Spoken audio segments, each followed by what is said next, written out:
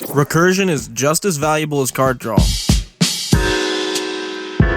In Commander, it's a widely accepted belief that every deck needs 4 types of cards to make it run. Those types of cards are board wipes, removal, mana ramp, and card draw. After adding these cards, it leaves you around 20 to 25 card slots, give or take, open for your deck's actual strategy. Each of these groups of cards is the answer to a question you ask yourself over the course of the game. How does my deck get started early and not fall behind? Mana ramp. How do I keep up with other players and make sure they don't get ahead of me? Board wipes and removal. How do I make sure I have my win conditions in my hand and keep my deck working throughout the course of the game? Card draw. Excuse me, Mr. Teacher? Yeah, I've got another question for you. Our opponents are following the same deck building rules as us, right? My question is, what do we do when our opponents answer our win cons with the answers they also put in their deck? What if we run out of gas? Card draw can only dig you so far, and you can only board wipe and remove so much. Or can we? If you're not in CEDH, these Commander games can last a while, and the only answer to this question is recursion. Let's talk about recursion versus reanimation.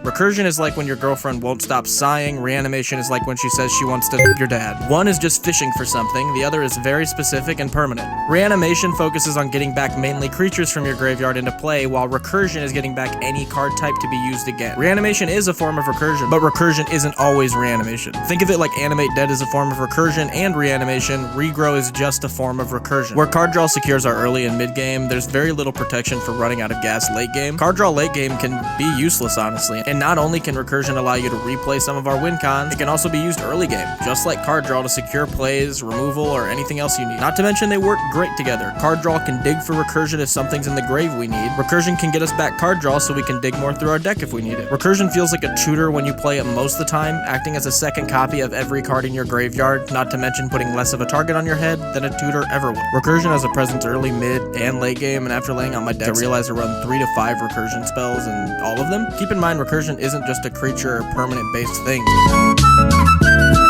Spellslingers have cards like Archaeomancer and Flood of Recollection to get back important spells. Voltron decks have cards like Nahiri and Remember the Fallen. Fuck, we've seen Scrap Taller and Mirror Retriever in almost every artifact deck out there. I say we take a page out of their book and demand you try the same. I asked you guys over on Patreon, on Discord, and on the YouTube community page what your guys' favorite recursion spells were, and your guys' answers are on the screen. And let me know how your games change. Or maybe you're one of the same belief and already run recursion in every one of your decks. Let me know if you enjoyed this type of content. Go check out the daily card highlight for today.